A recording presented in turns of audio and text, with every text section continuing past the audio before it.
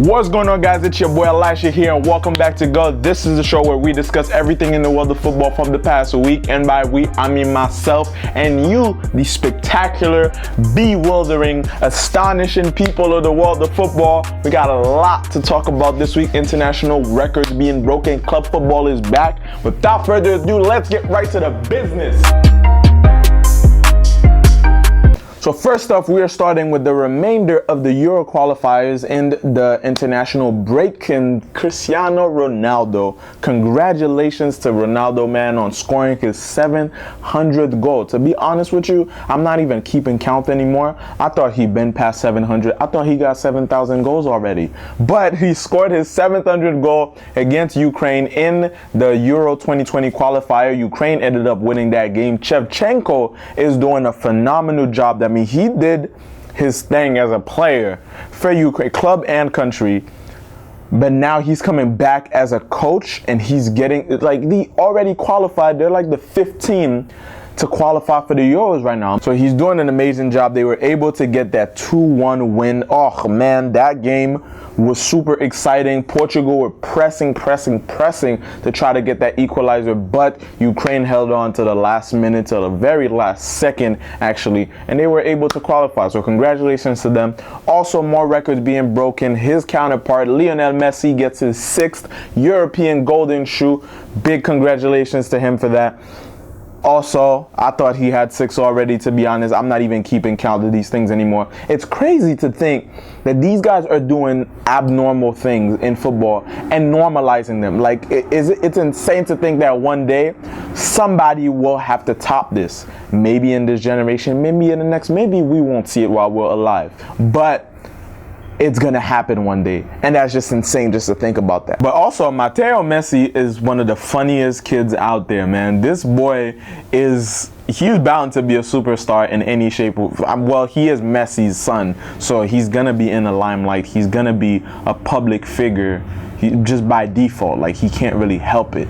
But just he does the funniest things, man. From the stories Messi has told about him cheering for Madrid to piss off his brother, and him just grabbing the golden shoe from his brother, trying to get his hands on it. Who knows? Maybe it's a little sight into the future, and he's gonna win a couple of these himself, and he's just trying to get his hands on it to really feel it, to really speak it and touch it into existence for himself. But anyways, also in the international break, the US lost to Canada 2-0 after beating Cuba days before that 6-0. So it goes to show, you can tell, I say this all the time, they have the team, Weston McKennie, Pulisic, they have the talent for it, but there's a huge infrastructure problem in the US national team, and there's an extra you feel me? There's an extra that they just don't have, and that they can't seem to quite put their finger on what that is and how they can take them to the next level. Because losing 2-0 to Canada, that ain't it, bro. Not being able to qualify for the World Cup due to losing to Trinidad, bro. There's a problem there. But back into club football, Barcelona resuming right where they left off, and MSG is the new trio in town. Forgetting Messi, Suarez, and Neymar, Messi, Suarez, and Griezmann just scored for the first time in the same game. All 3 of them got a goal in. They got the win. Barcelona's back on top because their counterparts, Real Madrid, lost to Mallorca. 1-0. 1-0 in a beautiful goal from Lago Jr., who was able to completely annihilate Real's defense and get that goal in the bottom corner. Courtois has saved 11 shots this season and has conceded 12. He's conceded more than he's saved. That's incredible. You can't possibly, and I can't even really, like, Barca fans need to take a step back. Like, let Real have a breather, because this is a rough time for them right now. You can't possibly expect that the guy who wins the best goalkeeper in the World Cup comes to your team and does that. Like, you can't possibly predict the form that Courtois is in right now. And y'all can only pray that it's going to get better, because it's looking like, can you start panicking now? I think this is a good time to start panicking. And when I say panicking, in terms of Courtois' performance and in terms of how that's going to affect them in the future. But to be fair, Barcelona's first with 16 points. Real is second, 1 point behind them. Like this, it's still very close. Granada is third. The difference between the first team and the 10th team is 6 points. Like the La Liga is very tight right now. 6 points between number 1 and number 10. Just like in the Bundesliga, there's 5 points between the number 1 team and the 10th team. Borussia Dortmund actually played in the Borussia Derby this weekend against Mönchengladbach, and they were able to get that 1-0 win. Very entertaining game, also very intense. It's always a fierce game when those two teams played. They're part of the top 10 also, and they're fighting for it right now in the Bundesliga. Lewandowski scored in his 8th game. He scored in every game this season. This man is an octopus. He's an octopus. 8 games, 8 goals, at least one in every single game. It's incredible. They got their win this weekend also. But enough about the Bundesliga. Let's go all the way to England, their European neighbors, and talk about the Premier League and the one game which tops all of the other Premier League games this weekend. One of these matches is not like the others. One of these matches were United at home in Old Trafford. United versus Liverpool, which ended in a 1-1 draw, and it was looking good for United, man. Rashford is here. Rashford scored the first goal. They're playing well. They're holding on. They went into halftime 1-0.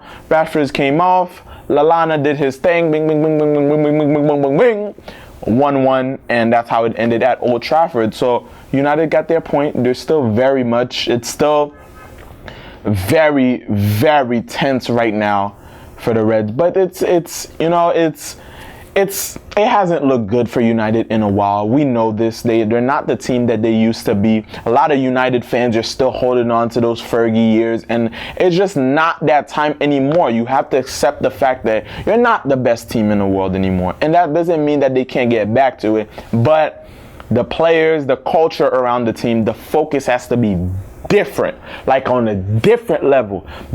Like the team right now, that comfort zone that they're in, they need to highly get out of this social media, the way they're presenting themselves on that. Not the players, the players also, but how the team is. Like, there's a lot of things in the posts and things. You can tell that they're still very much comfortable. Like, there needs to, the butt kissing, all of that, the focus needs to be different right now. Because unless you're going to get another Sir Alex Ferguson to come in and coach the team, what you have is what you have to do with, and so that has to change. You can't get different results doing the same exact thing. I keep saying this. United has a world-class, United has a great team. Let's say that. They have really good players. Pogba still is the player for United with the most assists since the 2016-2017 season. And this man has not even been in top form. And he's still performing like that. But is that a testament by how much the other players are underperforming? Maybe. But that's the thing. There needs to be a different level of focus and a different work ethic. There has to be a switch in the culture at Manchester United so that they can get back to their glory days. Because right now, it's not it. It's not it. And for the remainder of European football in the Serie A, Atalanta played against Lazio, and Atalanta was leading 3-0. They were comfortable. Like, this is easy. We're about to win this. Calm. And Lazio said, no. Scusi, nothing in my house, nothing in my house. And they came back. Immobile started off with 1 goal as a penalty, and then it just kept rolling on for the rest of the game. He got himself a brace, and the points were shared. But in Inter Milan, who was seen training hard in the rain this week, there was some clips that came out of them. Despite the heavy rain and winds that they were in Milan, they were still training super hard out there. Lukaku scored a brace in their win against Sassuolo, 4-3. Very intense game, high goal scoring. So guys, it was a game to be witnessed. Like, if you didn't watch it, I highly recommend going to see those highlights, because it was a goal fest. It was a very good quality game. overall. But now let's take it back all the way over here, back in the Americas and in the MLS. The playoffs for the MLS Cup has begun. DC United getting torched by Toronto and losing that 5-1, so they're eliminated, and which seems to be Wayne Rooney's final game in the MLS, and he's had a great time over there, had some memorable moments. But Real Salt Lake City beat Portland 2-1. Seattle Sounders also in a very high-scoring match beat FC Dallas 4-3, and Atlanta United. There was some very good games. There's a lot more to happen in these playoffs, and I feel like there's going to be a lot of very memorable moments. This season overall in the MLS, not the most exciting, but I can sense that these playoffs is going to be the redeeming factor for the MLS season. And also in American football, South American football talk, River Plate versus Boca Juniors. Come on, guys. In the Copa Libertadores semi-finals, this week is the second leg. River Plate got the 2-0 win in the first leg. Boca Juniors has a chance of coming back and maybe going into extra time, or this can be River Plate's chance to further solidify their place in Argentinian football and South American football overall. This week, stay tuned for that, guys. Much more games in the Copa Libertadores. Also, Flamengo, Gremio is going to be playing two very, very intense games, especially Boca Juniors versus River Plate. You guys know how that's like Crips and Bloods. Literally, like River Plate in the red, Boca Juniors in the blue. It's literally like a Crips and Blood rivalry. Like they take it that seriously. People done got killed over the Super Clásico. Like it's insane. But yeah, guys, pretty much in football this week. That's gonna be it. If you enjoy the show, if you enjoy sitting here talking to your boy, drop a comment, say hello, drop your thoughts on football overall. Who do you think is gonna win between River Plate, Boca Juniors, Gremio versus Flamengo? How do you feel about the state of Manchester United? Is it time to panic? Real Madrid, is it time to panic? The Bundesliga and La Liga are super entertaining right now. It's a good time to be a football fan. It's a good time to be watching some amazing football. MLF playoffs. Who do you think is going to win that? Who do you think is moving on to the next round? Drop all that in the comments below. Also, don't forget to like the video, subscribe, check out the music, the social media. Follow your boy on the gram. Follow your boy on the Twitter. Follow your boy on the Twitter. Follow your boy on the Twitter. Bow. Yeah, guys, I'm gonna see you guys next week on Goal. Peace.